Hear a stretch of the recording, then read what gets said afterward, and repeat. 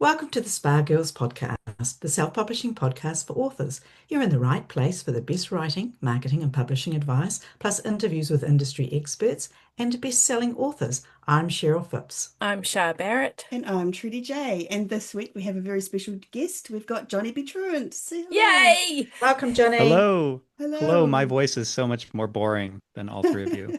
And our funny Kiwi accents. Yeah. So, Johnny was very well known in the self-publishing space for the podcast that you did for many years called the Self-Publishing Podcast, funnily enough. But I'm just going to read your bio out in case there's anyone who hasn't heard of you. And then we will get right down to talking about your latest book. So Johnny B. Truant is the best-selling author of more than 120 titles across multiple genres, including the Fat Vampire series, which was recently adapted by the SyFy network. He was one of the co-hosts of the Self-Publishing Podcast. He hosted the Smarter Artist Summit Conference in Austin, Texas, and he co-authored the industry Bible, Write, Publish, Repeat. And there's also a quote on your website that I really love that I just want to read out now, is I love what I do, never cut corners, and would rather earn 10 true fans than sell 10,000 copies, which I think is kind of a good summation of kind of maybe who you are. And then your tagline, sorry, I just have to keep going on this, is author, disruptor, and unicorn writer, which again, I think is a great kind of summation of kind of who you are. So welcome. Thank you for joining us. Oh yeah, thank you for curating that introduction. It's funny. I think that a lot of people will exist in a certain way and behave in a certain way, and then they come up with their tagline or their whatever their message is. And I think I might just throw stuff off the cuff and then I become that. Mm. So both of those things, it's like I wrote them before they were as appropriate as they would be today. Yeah. That's the field of dreams process, Johnny. I mean, Yeah. you were doing it before, You knew that you the were doing movie. it. So build it and they will come. I was just going No, to it's say kind to of how I Garrett them. write too. Yeah, funny. So often we'll say, so we've had you on the podcast, and it was years ago when I went to the Smarter Artist Summit and I interviewed both you and Sean. And I would normally say, what have you been doing since? But it's actually been such a long time. I feel like we'd be here for the entire hour talking about all the things that you've done since. So maybe just talk about what you've been doing lately and where you're at as an author, and yeah, give us a sort of a quick Yeah, summation. well, I haven't been doing near because that was what you described was what a lot of people knew me for, especially people who might be listening to this, is that I did a lot of speaking to authors. We did have that. I mean, the fact that the podcast was called the Self-Publishing Podcast tells you something about. I wouldn't name a podcast the Self-Publishing Podcast today because, okay, which one? Yeah. But that was a major focus, and I was always writing fiction at that time. But it was kind of people knew me for that. I wore two hats for the longest time. Recently, I've been just writing fiction, and then this is kind of a story that leads into some of the stuff that I'm doing now. Is when I went back to that world just in the past few years, and just kind of started talking to authors again, largely because I really enjoy it. I'm one of those rare extroverted authors who enjoys being out in public and speaking and talking to others, and so I'm just starting to get back into that. But I mean, it's really boring. I'm a writer and publisher, and I'm doing that. Oh, and I'm selling books live now, which is my new love, like going to conventions and stuff. And yeah, just doing author stuff, and only recently getting into the speaking and public presentation and podcasts and all that stuff again. Yeah. Okay. That's cool. So what's the latest fiction that you've put out? Like what genre? And Well, you caught me on that one because I haven't released much fiction recently, and that's because, and this is a long story too. So Sean Platt was one of the co-authors, one of the co-hosts on the Self Publishing Podcast, and we wrote Write, Publish, Repeat together, and we hosted the Smarter Artist Summit together with Dave, the ghostly third in our trio. And when Sean and I separated professionally, we stopped doing a lot of that stuff. It kinked our production process for fiction, and I'm just now getting back to it. So I actually haven't written. I've only written two or three new things in the world of actually. People can see it, but that's called Gore Point. So in this world, it's like a demon fighters. It's like a horror procedural almost.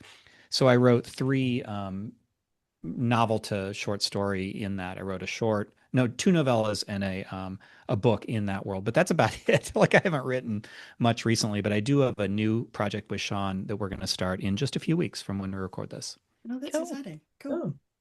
Oh, Okay, so the other thing you've been doing, sorry, I just can't help myself, and I know it's from a while ago, was getting Fat Vampire done into a TV series.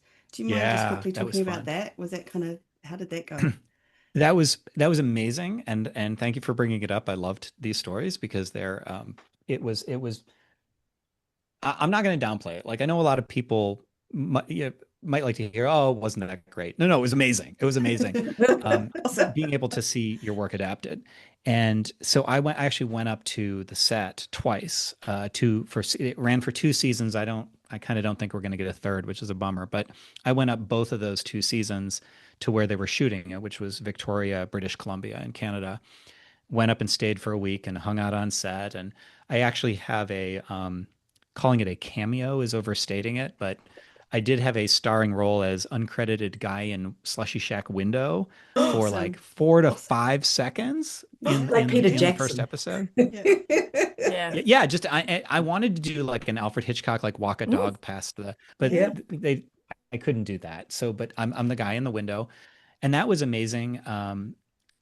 There's a few things that kind of stood out about it. Number one was going and seeing a version of what I wrote just one day on a whim in my office alone turned into this big production and having people, actors, act it out. And I know that Mandela Van Peebles, who played Maurice, this number two character, I was running lines with him. And so, like, he's reading his lines and I'm reading, I think it was Reginald's lines, and going back and forth and going, I wrote versions of these lines. This is kind of weird. But seeing how an entire business had been built around Mm. this dumb little book that I wrote or series that I wrote was amazing, but also humbling Mm. because all these people had jobs because Mm. in that moment, because of something that I created. Yeah. And it was really, really interesting to be in there and see the behind the scenes and to talk to people and they, for their part, were kind of intrigued to meet the writer. You get to be a little bit of a celebrity, and it's kind of neat.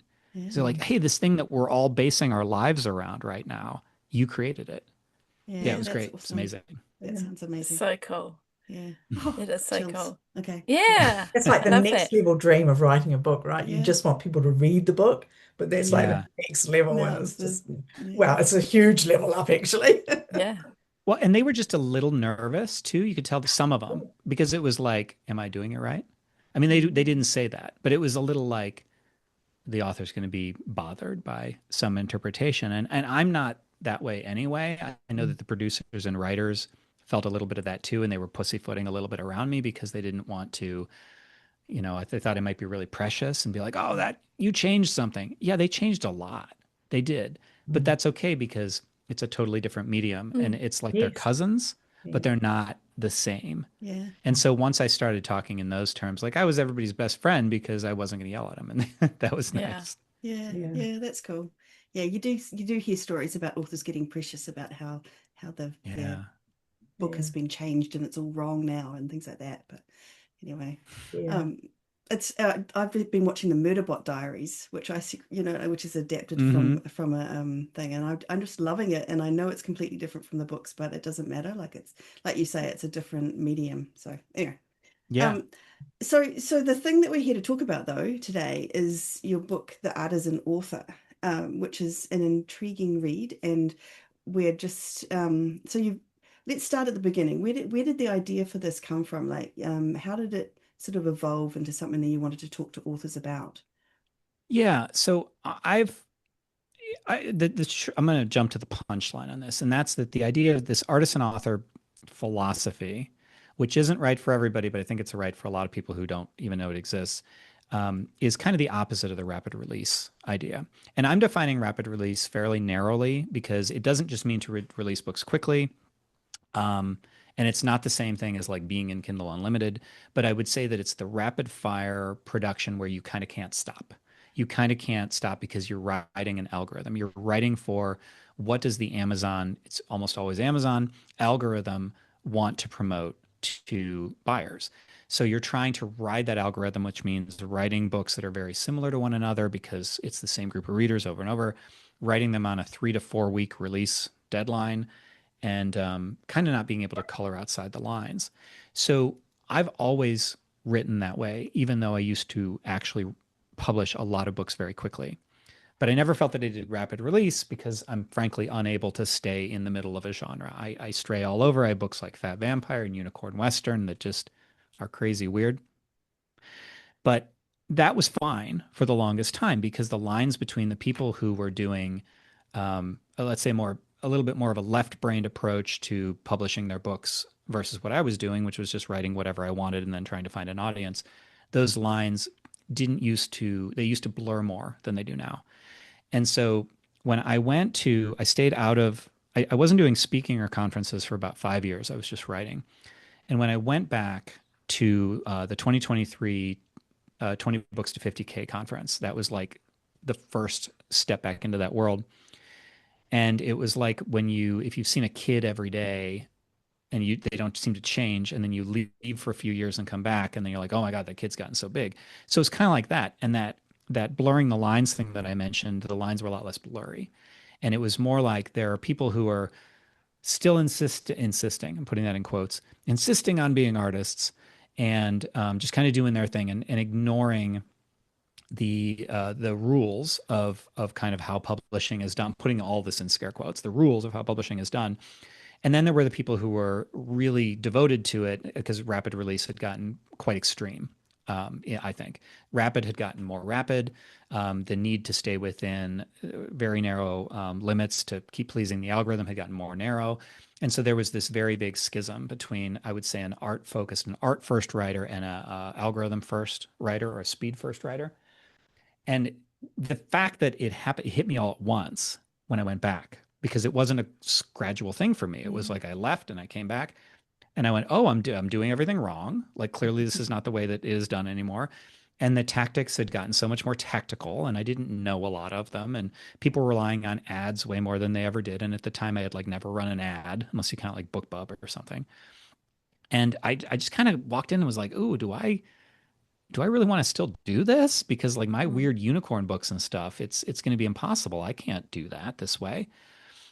But I mean, I knew that I could still sell books. And I started talking to some other writers who felt the same way, that it was like, well, we don't really want to do this either, but it's kind of become the dominant paradigm. Like that's, if you go into Reddit and search for how to self-publish books on, as an indie, you'll probably find that advice. Okay, well, you need to have 5 books lined up ahead of time and you need to publish them every once a month and have your keywords right and write to market and all that stuff. And so many people didn't want to do that, but it was like that was what was being taught. And that's when I started thinking, well, what if instead of going for the algorithmic approach, we did 1,000 true fans approach?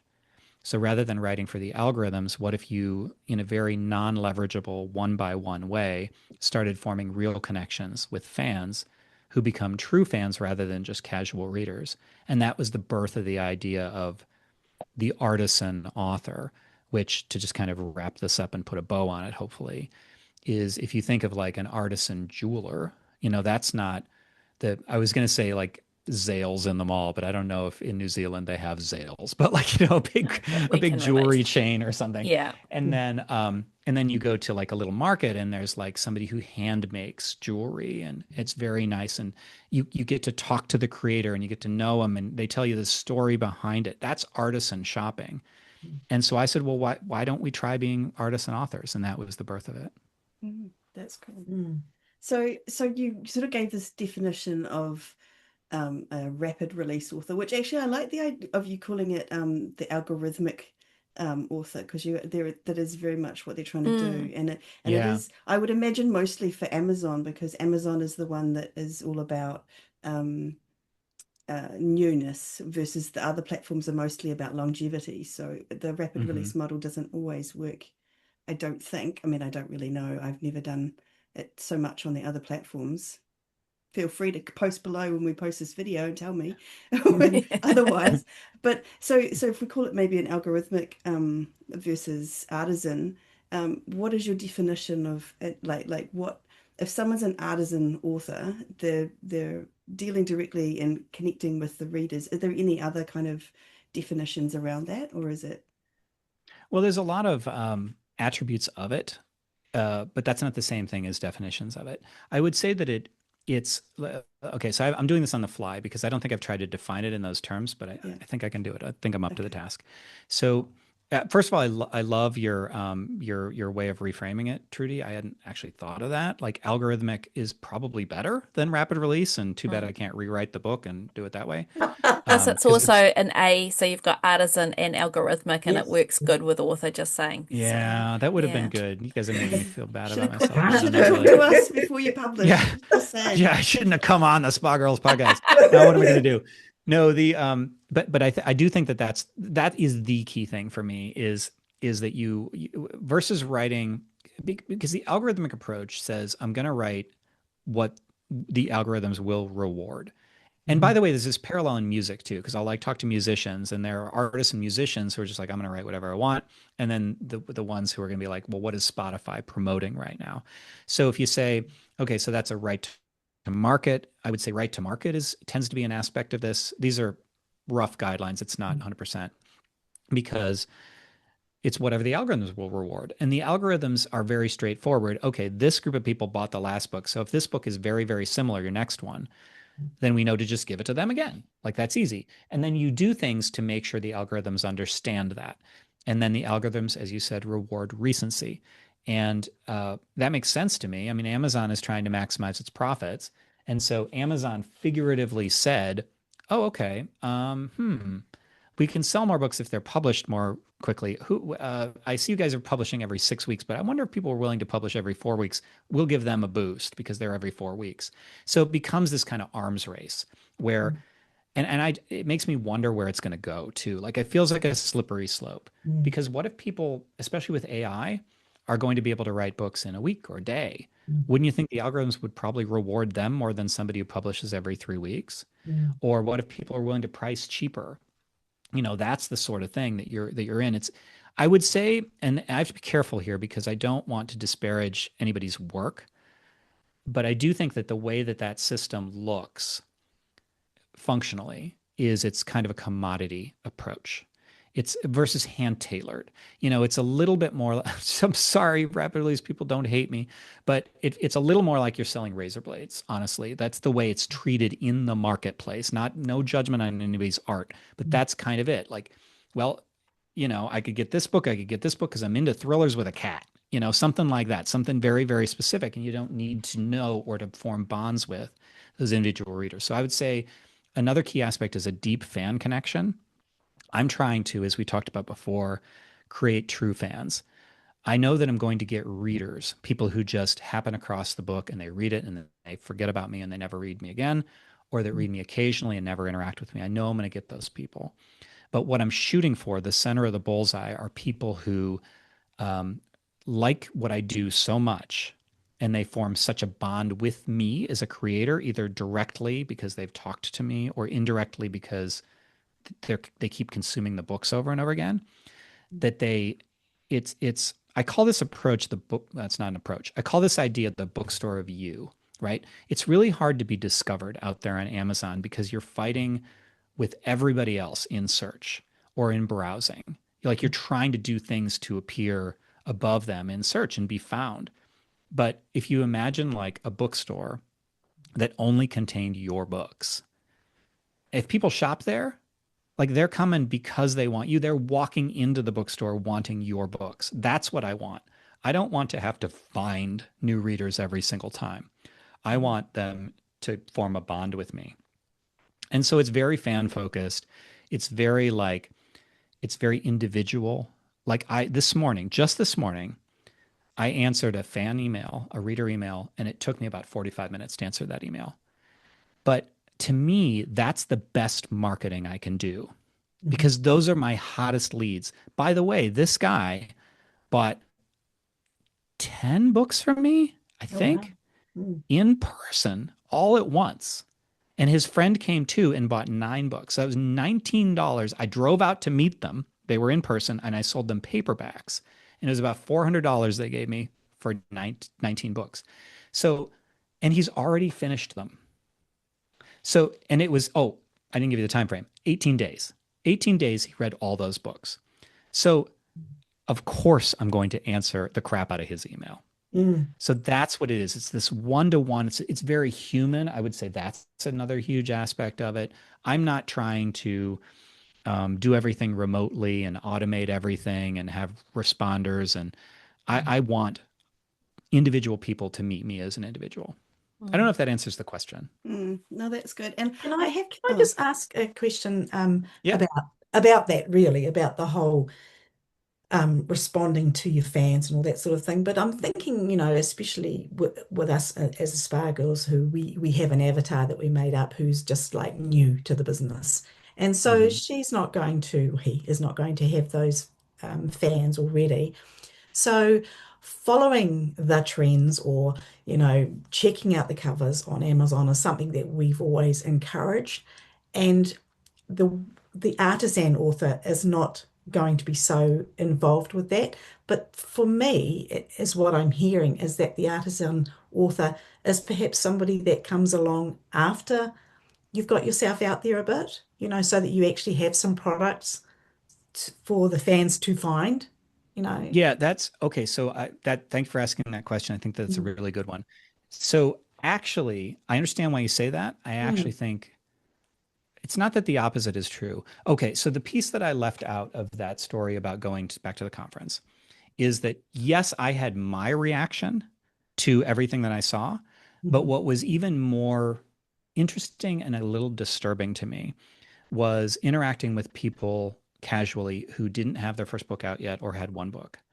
And they had just come to this conference, and they're kind of like wide eyes and unicorns in the background because they're finally going to publish their book. Like, it's been inside them all this time. They wanted to be a writer, and now they're a writer. And then the advice that they get, it generalized, right? Like, I'm not saying this is the advice that was given specifically at that conference, but just in general, it is okay, but good. Put it out there and write 3 more. And you're doing it for page reads, which isn't inherently bad, but I like the idea that somebody wants my book enough to spend money for it. And that's what bugged me the most, was thinking of this person who just came in and they're not equipped to do rapid release. And they believe that that's the way that books are sold because the people who are successful at it are super successful. And you hear about them all the time.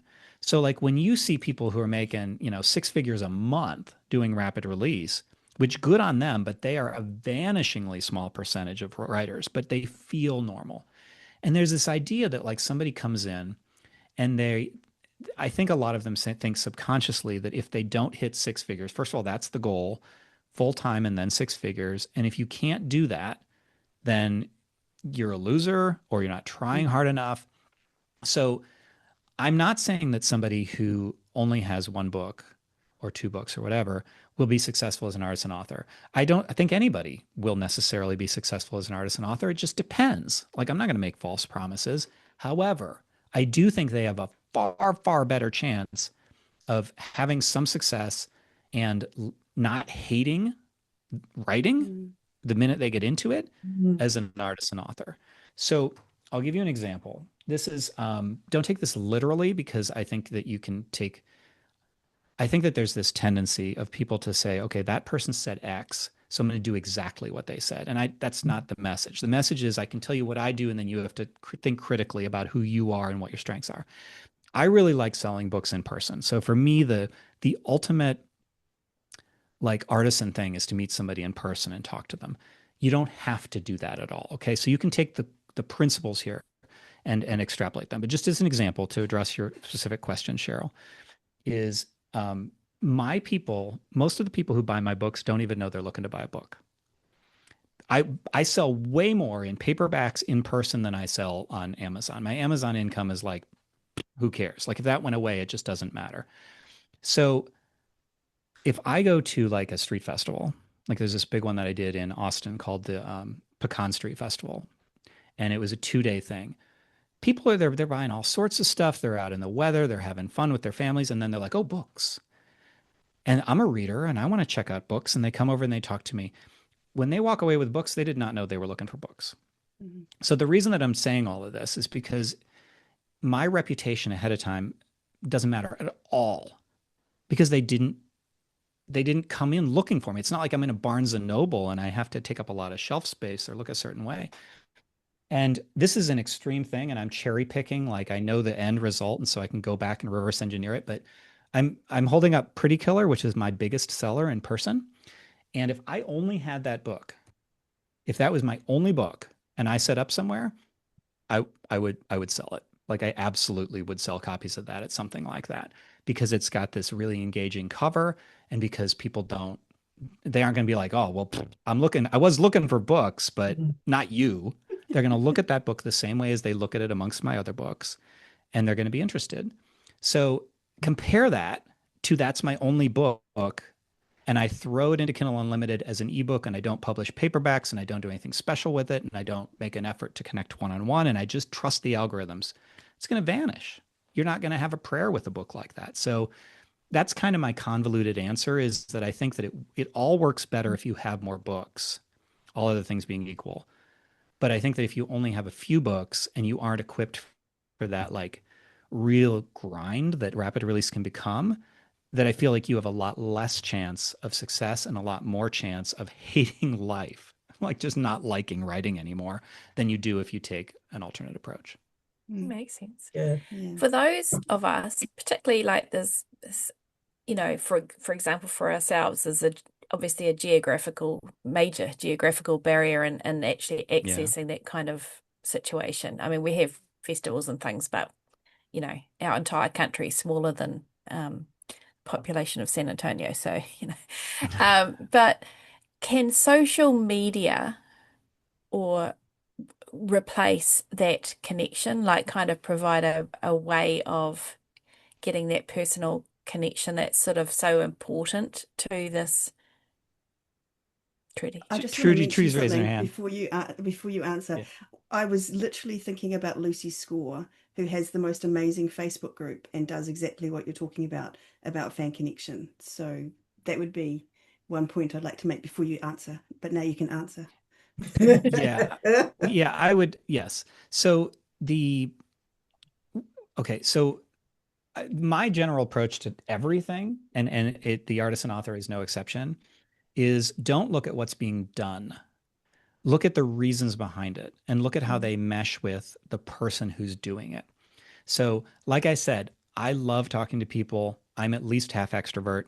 If you're not me, if you're not at least then why would you do the same things as me? That doesn't make any sense. If you don't have the exact same books, the exact same history, why you need to think critically. So anything that I would say as quote advice, because I'm reluctant to give true advice in a lot of this stuff, is to look at the aspects of what I'm saying rather than the literal thing that I'm saying. So this is what I'm saying here is that, so I just gave an example of connecting via live events. But you can pull that out and you can take the salient points and apply them to social media. I think the example of a thriving Facebook group is a great one. And also telling, because I kind of hate social media personally. So I'm not going to use social media, but that's me.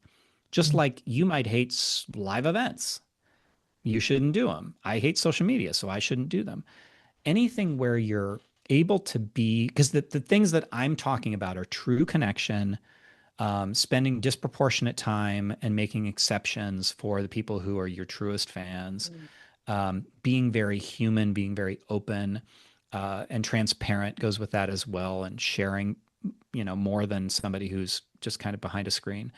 So if you were able to do that on a private Facebook group where you're all part of a tribe, that would be very effective. One of my go-tos is email. I like email a lot better than social media, but again, that's just me. And I talk to my people very particularly on email. I mean, just to give you an example, like I swear sometimes, right?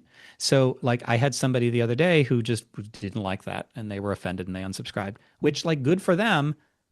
But I'm going to be me. And that's one very small aspect of what it is to be me. There's this concept. I know I'm going in loops. Just cut me off and say, "Shut up, Johnny. No, If it's you're too good. much." That's good. There's this concept there's a quote by Derek Sivers, who he's an entrepreneur and he's at sivers.org, I think.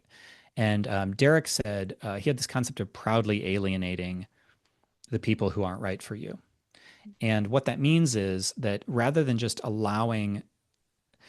being sad when people leave you, like, oh, people just unsubscribed to something I did, or even being okay with it, it's almost, there's an aspect where you're like, oh, okay, I'm proud about that, and I'm not going to be a jerk about it. I'm not going to be like, don't let the door hit your butt on the way out.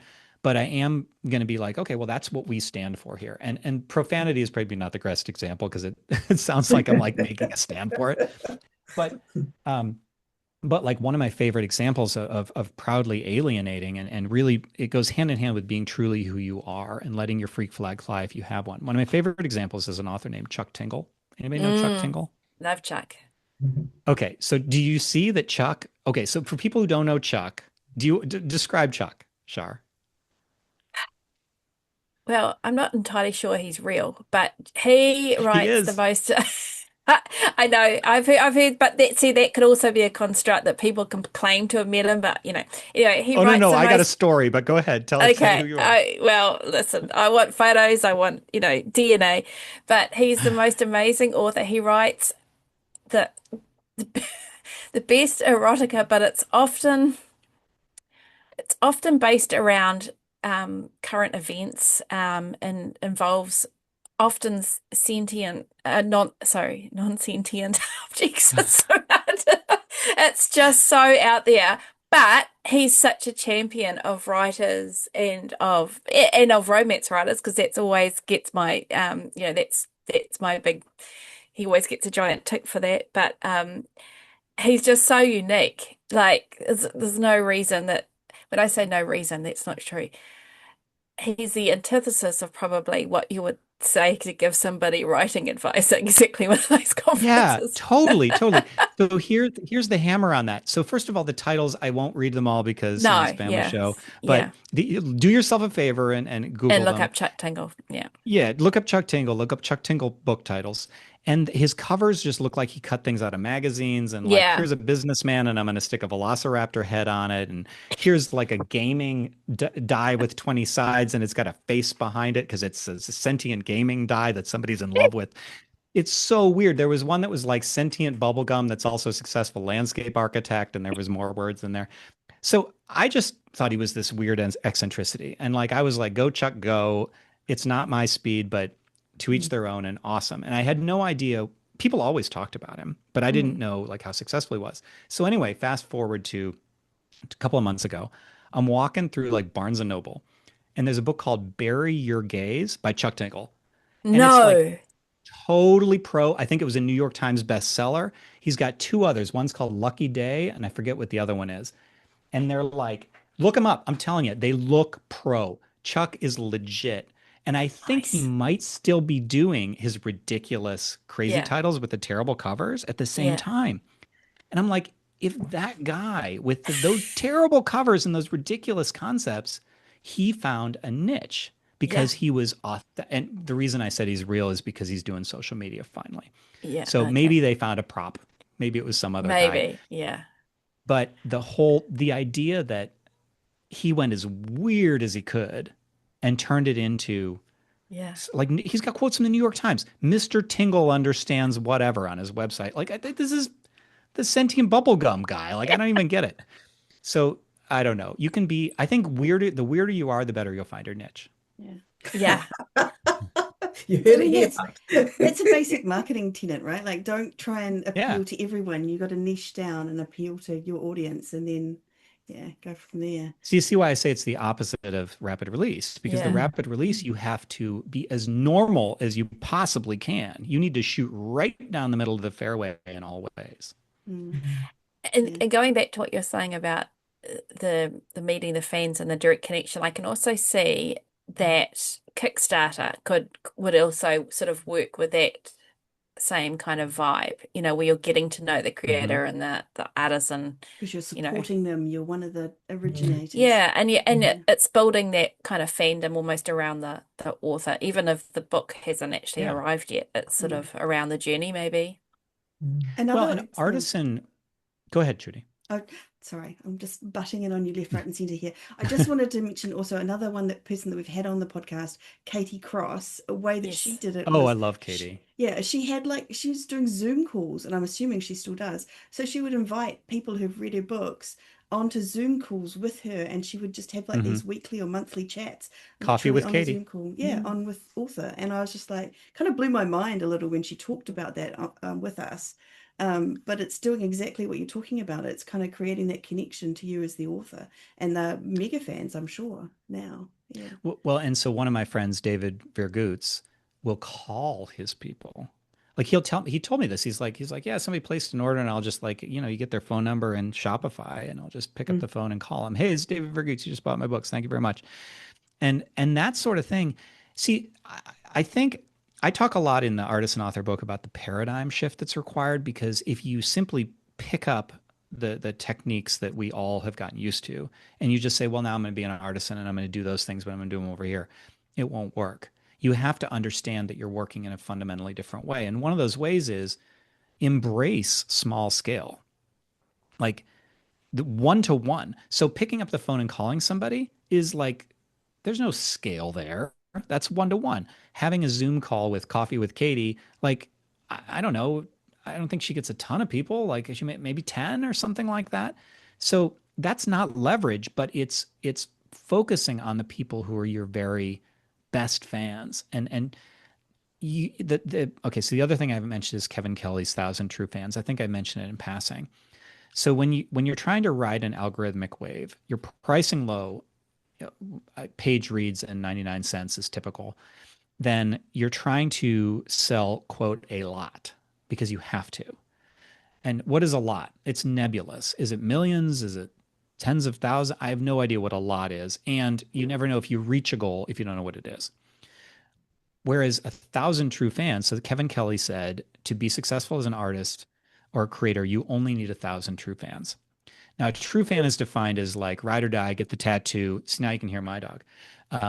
They are your truest people. And 1,000, if you have 1,000 true fans and you put out $100 worth of stuff every year, that's 6 figures. It's $100,000. And that's what we're shooting for. I can picture 1,000 people. My school had 1,000 people in it. So I can picture what that gym looked like at assemblies. I know what 1,000 is. I know that if I drive down to Book People to meet this guy and his friend who bought 19 books from me, that's 2. That's not an insignificant number versus 1,000. So it's just, yes, you have to do things that are lower scale. But number one, I'd rather do that. That's way more interesting to me personally than just mass broadcast. Just me, other people are different. And you're reaching it much faster. If you have 100 true fans, that's a really nice part-time income. You don't even need to reach the 1,000. Yeah. Yeah. And there's something kind of fun about interacting with someone who loves your work, just from from another aspect, who gets excited and is telling you that they love the sound, they love your stories and things like that. So you get more of that too. Well, you get emotion from people. You don't get emotion from Amazon's algorithm, do you? You're actually getting and you don't know connection. who you're reaching. I know who I'm reaching. I know their names. I know their preferences. The email that I answered this morning, that took me 30, 45 minutes. He was telling me stuff about my book that I didn't remember. And he was like, oh, this character. And I was like, well, I don't remember that character, but that's awesome. But I would much rather do that. And honestly, here's another just kind of mental thing that I've realized is I look at those fan connections. I stopped looking at them as fan connections. And instead I think of them as friends, which sounds hokey. It sounds like, can you really believe that? Yeah, I really believe it, because it took a little while to make that flip, but there's a subtly different way between how, at least for me, how you would interact with a really good customer that you're really taking care of. There's a subtly different way between that interaction and somebody who's a friend. You're still a little more guarded when you're interacting with even a really great fan. And so I'm just fully myself all the time now. And it's the best move I think I could have made, at least in my circumstances, because I mean, if you're a reader and you have a chance of buying, you can buy books from people you don't know or somebody you really like already, wouldn't you want to buy from a friend? Mhm. So that's kind of how I look at it is I want 1,000 true friends. Yeah. Nice. And that makes a lot of sense to me in terms of when I go to buy a book. Like I've bought a few books recently, and I want to buy from someone I already know. Like I will search out the authors that I know and love, and if there's nothing from them, then I'll kind of reluctantly buy something that's new that sounds okay. But I've been burnt and bought books like that before, so I always want to know. So if there's an author who I know and trust and have this relationship, well, I will always buy from them first. So if you can kind of create those kinds of readers, that makes a lot of sense to me. It's just a Yeah. matter of getting to that 1,000 true fans. You say that it's a number that you can picture, but I find even the idea of 1,000 people quite significant. Well, Do so you here's just? the other thing. Kevin Kelly talked about 1,000 true fans. So that's the buzzword, 1,000 true fans. But in addition to us all kind of quietly believing that six-figure authors are normal, that most people make six figures, which is kind of what you think if you like, you probably don't think it consciously, but subconsciously you're like, oh, yeah, that's what you got to shoot for. That's where they all are, or at least full time. There's some statistics. I was talking to Mark Lefebvre earlier today. It's a friend of mine. And so since Mark works at Drafted Digital, he knows the stats on how many books. And he's like, oh yeah, it's like 1% of books maybe sell a handful of copies and above. And most, the others sell virtually nothing. So our perceptions and our expectations are out of whack with reality, which means that we are believing ourselves to be failures or atypical when we're actually typical. Yeah. So as part of that, I think like I talked about this in the book too, like the power of a side hustle. It's not all or nothing. Like I love the idea of somebody who's got a part-time income. Like how many authors would be delighted to make an extra I'm aware that I'm talking to Kiwis and I'm like US dollars, will it translate entirely? Yeah. Just So you tell make us an, for us. Yeah. We an used extra to three. we used to work in USD. You gotta work with us. So yeah, if you made an extra $300 a month and it made your car payment or something, like wouldn't that be kind of neat, right? I think a lot of people it's like comparisonitis. If you think that you're supposed to be making $100,000 a year and you're making five or 10, rather than being delighted that you made five or $10,000 from your creative work, people are like, oh, it's not good enough. I think I'm going to give up. When instead, I think, don't give up. You're making money from something that you created out of nowhere. That's really cool to give up that dream. Yeah, So I it really like is. I that. think for a lot of us, the dream is to write full time, which therefore means a full-time income. And it is really hard to wrap your head around the fact that, I think that's why we look at these people that are and see the six figures as maybe not normal, but certainly a solid five figures a year is normal. Yeah. So my response to that is, I get it 100%. But there are many things that I would love to do. I would love it if like I could just eat ice cream for every meal and never gain weight or be unhealthy. Like there's a lot of things that I would love, but they're not necessarily realistic. And I don't nobody likes this message, but what are we gonna do? Are we gonna keep BSing everybody? Are we gonna keep acting like full-time authoring is normal? It's not. I mean, wonderful to strive for it, but just because you want it doesn't necessarily mean that it's normal, and it doesn't necessarily mean that you should stop if you don't get there because you got part of the way there. And the original message of write, publish, repeat, it kind of became rapid release when it got into the telephone game that is our the internet. But the real message was build a catalog and persist. It was not go as fast as you can and regardless of everything else. It was like you got to write, you got to publish, you got to repeat. So I mean, if you're making progress, keep going. That's all I can say about that. Yeah. And I think it's accepting how things are at the moment. Like if you can only write one book a year, if you can only do that, then that's what you have to accept that, the money isn't going to come in as quickly or whatever. but that is your process. That is what works for you. And you can't do more about that if you have to have a full-time job to pay the bills. That's just life. Hmm. So as sad as that is, it took me many years before I could give up my day job. But you don't just do it and hope for the best. You have to put things into place and work Yeah. really, really hard. Yeah. Becca Syme talks a little bit about that, about acceptance in Mm, Dear Author, You Should Quit, and Dear Author, is it author or writer? I think it's author. Are Mm, You in Burnout? I liked both of those books. And she talks a lot about that. It's like, well, you can kind of wish that you could write a book every month. You can kind of mm, like shoehorn yourself into it, or you could accept that that's not your strength and instead play to your strengths rather than burning yourself out. So mm, that's the other thing. Like I think there's like a burnout health crisis going on here. I think that, I've heard stories of authors who have to go into the hospital because they've mm, had such burnout related like symptoms and stuff. And that doesn't count all the people who are just stressed out of their minds. Like we're in this to enjoy it.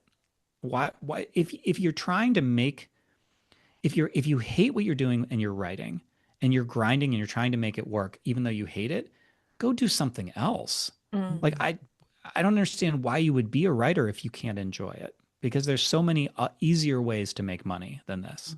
mm, And I think of people, like sports people or something like that. And I mean, you don't look at them and go, wow, well, they're just running. That's all they're doing. They're just running. They just won a marathon, So, we could all actually do that. Well, sure, if we started when we were younger and we, built up to it trained. and, we Hmm. had that in our physicality that we were capable of it, but it's not like we don't expect to do it, and so to expect to be a famous author or a rich author is, you have to temper it with your own personal reality. Yeah. Reality first. Mm. So what would you say to You're the ruining advice all of my somebody that's dreams. listening to this and they're on the treadmill, they're on the rat race and they're exhausted? How do they go about? I get that you've got to get the kind of the principles. Have you seen people be able to transition from that into more the artisanal approach? No, because it's brand new for me. So it's not like I've seen market stuff. When you say, have Mm. I seen it? No, I haven't seen it. I have my intuitions about it though. And I hedge bets because when we were on the self-publishing podcast, we inadvertently gave a lot of advice. We gave the advice that we meant to give, and then we gave advice that we didn't intend to give. Because people were curious about what we did and we would tell them and we didn't temper it with this is just us. Mm. So I To I be I fair, have Johnny, can I just yeah. interrupt? People Yeah. don't want to hear this is just us. We've Yeah, we've had yeah. the same thing as Yeah. well. We've been accused, well, no, I say accused. I don't mean that in a super bad way, but just things that we might have said in passing or whatever. It wasn't actually the premise of what we were talking about, but people will hear often what they want to hear, just saying. I think you just named a universal human truth. Yeah. Yeah. So I do have a whole section about this in the book, and I was really careful about it because I don't want anyone making rash decisions based on what they're perceiving as I am telling them to do this, and then like they go broke or they can't make their mortgage payment or whatever. If you're on if you're making a lot of money with rapid release but you're burnt out, you either are going to take a big pay cut, and I do mean a big pay cut, or you can try to play both sides at once. You can try and start doing some artisanal stuff. So I was talking to an author who I really like. Her name's Ines Johnson, and she does Kindle Unlimited. I don't know it's exclusively Kindle Unlimited, but she does it with her ebooks. So in some sense, I could say she's a rapid release author, and she does release rapidly, Mm. but she also like is nurturing her fans and growing with them, and she does kickstarters and special editions. Like Kindle Unlimited is exclusive for ebooks, but you can still do everything else. Mhm. So you can kind of play both sides of that coin. So just as an example, I'm not again, I'm not saying this is what I'm telling you to do, but you could be in Kindle Unlimited and you could then have some of them printed as paperbacks and you could go sell them in person. You could do that. You could, start building an email list where you're kind of sifting out the people who are willing to buddy up to you rather than just consider you to be a casual reading acquaintance. And it'll just be a slow, steady process. Um, but I think that some people might be forced into this. I think there might be people who they just can't keep up the burnout pace, and it's ruining their health. And in those cases, they're going to need to do some soul searching and decide, what do I want to do? Now, I think it's easier if you aren't having any success in rapid release. If you've been throwing your books into the void of Kindle Unlimited and you're not seeing any results. If you're doing that, then those ebooks are going to feel like they're dead. It's going to feel like, well, they had their shot. But as an artisan author, launch is kind of overrated, which means that there's absolutely no reason in the world that you couldn't take those books, let them expire out of Kindle Unlimited, and then do all the other stuff. You could start nurturing that audience. You could sell them in person. You could start a direct store. You could do a Kickstarter with the books that you already have. Because when I go to an event and I lay out all my books on paperback, it's the same books every time because I haven't written anything new. And yet I sell a ton every time I do it. It's the people who come by don't care or know that something is new. It just doesn't matter. It's like, do I want this book today? So that's kind of a sideways answer, but there are ways to kind of gradually transition out of it. The person I worry about most is the person who has what I call golden handcuffs. They're working on like a series that's proven to be super popular, and they don't like writing it anymore, and it's burning them out, and they can't take a vacation, but they know that if they stop, everything they build is going to collapse. And so for those people, it's trickier. It's like maybe you try writing a new series and keep it out there, or you start doing the thing where you do your paperbacks in a Kickstarter. Like, it is tough, but I would just say, what's the alternative? Because some people can keep doing that, but I would say the percentage of rapid release authors who can keep doing rapid release is just as small as the percentage of authors who are selling big versus the total pool of authors. I think the people who it's truly, truly right for, not just who are able to do it, but that's right for, is very small.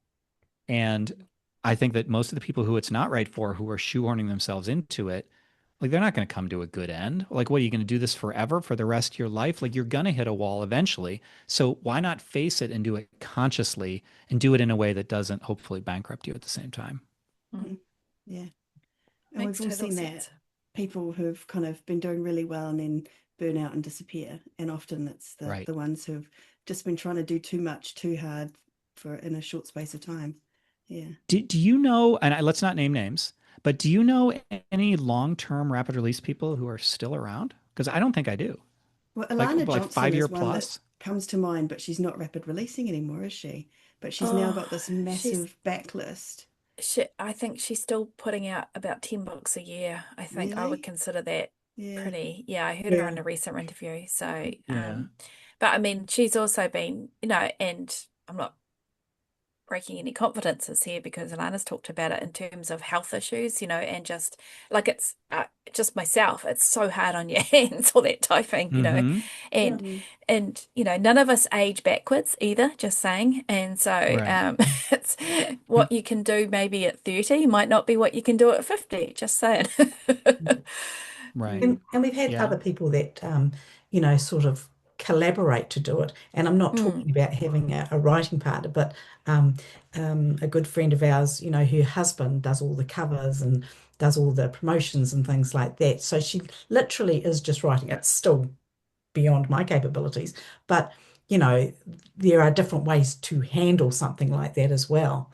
And I think, like you yourself say, being a fast writer as part of it. If you're a fast writer, then that's more doable than somebody, who really is going to struggle to get, a couple of thousand words a day. I don't think that's going to get you a book a month Mm. Yeah. with Yeah. all I the just think editing. of the true fan approach is like building assets Yes. versus working for an hourly wage. Mm, Those two worlds are, if you are working an hourly wage, then if you don't work, you don't get paid, mm, and you only get paid as long as you work. But if you build assets, like if you bought real estate and did investments in the money world, then you don't, it's passive after a while.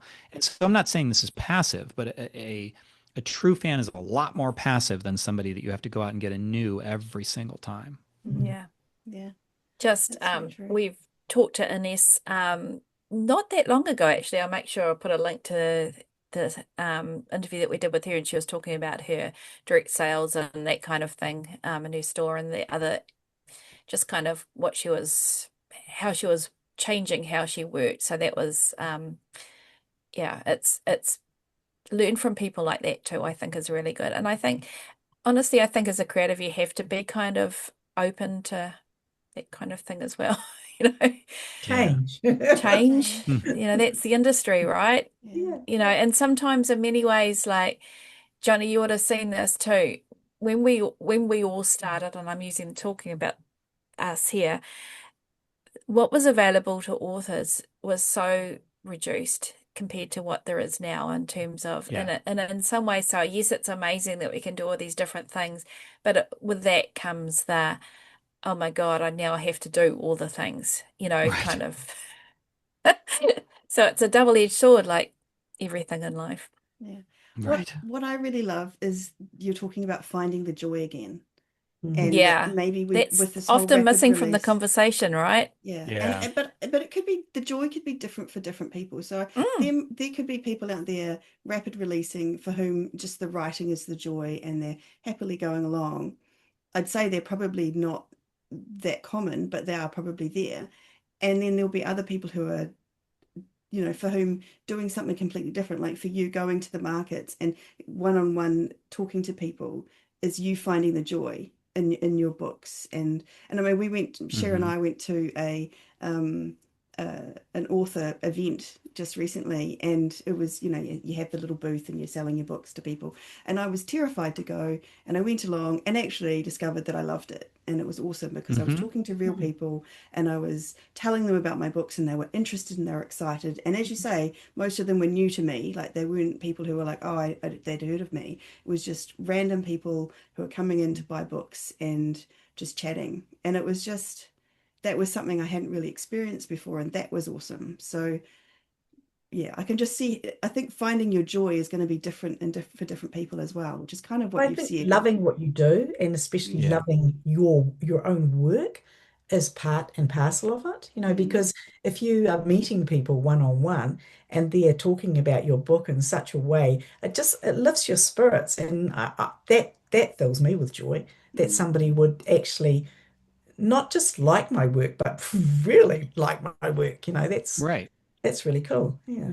mm, Yeah, I think that there are two things about the true fans. Number one, I think it's easier to get. I'm not saying you're not going to get true fans as a rapid release author, but I think it's easier to get them this way because you're putting yourself in the environment where true fandoms are a little more common. Um, and more importantly, you get to see them. You get to get feedback. And I don't mean literally. Like, again, like I'm focused on live, but that doesn't have to happen. But it means that you do have some degree of interaction with them, and more importantly, they get some degree of interaction with you. And that's part of the joy for me. And I do think, Trudy, to something that you said, is there are people who find joy in rapid release. Again, I'm sure like that's 100%. I also think that some of those people enjoy the puzzle. mm, It's like solving a really complex puzzle. And yeah. I think that some of them enjoy that. And then the books just happen to be the puzzle that they're solving. That's just not me. And I have to be careful because I'm so wrong for rapid release that my tendency is to be sarcastic and be, about it. But it's not, there's nothing wrong with it. If you're entering into it consciously, if you know what you're doing, you know what's realistic, then great, more power to you. yeah. What bothered me, especially when I give a presentation on this at the 2024, the first Author Nation, and people were like, I didn't even really kind of know there was another way. And Mm, that's what bugs me mm, is that some people don't really get that there's another way. So, like, if you know there's another way and you don't want to do it and you're like, I'm all in on rapid release, then great, do whatever you want. But there is another way. And I mean, I just want people to know it if they want to take it. yeah, Yeah. that's cool. It's Love that. It's very easy for communities to become an echo chamber. You look at Yeah. the goal, the highlights, and that's it. So And a part of that is that we all want the magic pill or the button to automatically just make us all best-selling authors, and it doesn't exist, and it happens. I mean, that's what we always say on the podcast, and this is something I've learned from being on the podcast, is that there are so many different ways that different authors have become successful and are doing really well, whatever their definition of successful is too, that you can't just say this is the one way to do things ever. So it's really cool that we can kind of tell people about this other way that you found to make things work for you. So that's, yeah. Yeah, I couldn't agree more with that. I wrote a post on my Substack called "Everything Works and Nothing Works in Self-Publishing," and it's about that exactly. I mean, I have people who do live events like I've started doing, and we all sell differently. You know, they all give different advice about live events. So I just, and by the way, I haven't discovered it. Like, I just want to be clear about that. Like, this is such a simple philosophy. It's really about unlearning. It's really about, we're talking about write good books, find readers who love them, connect with them as human beings, and charge fair prices. Like, there you go. You don't need to read the book. It's, I could write that on the back of a napkin. So but I think that people get caught in searching for that easy button. You get caught up looking for, well, where's the easy button? And by the time you realize it doesn't exist, and maybe I should have just kept doing this other thing, who knows? Yeah. So if people do want to read the book, Johnny, how do they get it? So it's currently in a Kickstarter. So the wide release, if you all you want is the book, you can just search for it. It's on all the platforms on pre-order in November. But I'm doing a Kickstarter right now, running from July 15th through August 14th. And it's at johnnybtruant.com/artisan. And it's kind of cool because I've realized recently how much I missed the education part, like how you all met me. And I stepped away from that. And so I'm like trying to figure out a way to do some education with this. And so I kind of, as part of that Kickstarter, which obviously can't get with the regular book, is I want to do like I'm calling it like Artisan University, which is different from an online course. I want to conduct it like a college class and use that book, like the book is like a textbook. So it's a continuum. You can just get the book or the audiobook or the paperback or whatever. That's cool. Or there's various levels of this Artisan University. So yeah, johnnybtruant.com/artisan. I'm super excited to see what people think of it. That's awesome. I love the idea of the Artisan University. That's awesome. Yes. I'm going to go and check it out. And if it works, if people like it, I'm like, I could keep doing that. I think it's cool. Every time I write a new release, and it's not expensive. It's not like, $1,000 whatever for basic stuff. So yeah, I hope people like it. Yeah, that's fantastic. Awesome. And so johnnybtruant.com is your website if they want to find other books as well? Yeah, so there's not a lot on my johnnybtruant.com. johnnybtruantbooks.com is my store, and it's much more comprehensive. And I realized I don't have anything about the Kickstarter on there either. So that johnnybtruant.com/artisan is a redirect. Yeah. So that will send you to the Kickstarter. So that's why I just made that short link. But I got my hair on fire right now. I can barely keep up with anything. And so no, I didn't put it on the site. Probably should have. It's actually quite reassuring, to be honest with you. Yeah. So, it's very it's relatable. Triage. This is triage. Yeah, my hair is constantly on fire. And you've got your Substack as well. Yeah, the Substack is johnnybtruant.substack.com. Okay. And that's very author focused. Yeah. So I've been writing a lot on there. That's been fun, honestly, to get back to, because it's basically blogging again, which is how I started. Yeah. Right. So although they say the more things change, the more they stay the same, right? So we just totally. Go Totally. People want to connect. People want to be entertained. Yeah, it's so true. Yeah. And if Well, you want to connect with us, you can come to spygirlspodcast.com and join our Master Superstars Mastermind group at patreon.com. It's Spygirls Podcast. Awesome. And thank you so much for joining us, Johnny. It's been fantastic to chat to you today, all about being an artisan author. We'll be back again next week with another episode. But for now, farewell. Bye. Take Thanks for having me care. on. Bye.